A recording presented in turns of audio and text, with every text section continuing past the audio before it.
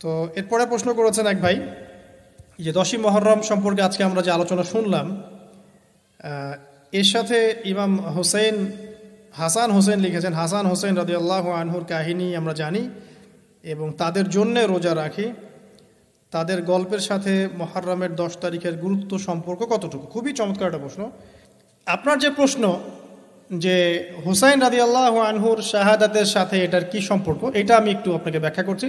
10ই মুহররমে আল্লাহ রাব্বুল আলামিন ফিরআউনের কবল থেকে মূসা আলাইহিস সালাম এবং বনু ইসরাইলকে মুক্তি দিয়েছেন। এটা ছিল মুহররম মাসের 10 তারিখ। এই নিয়তে আমরা সওম রাখি, এই নিয়তে আমরা রোজা রাখব।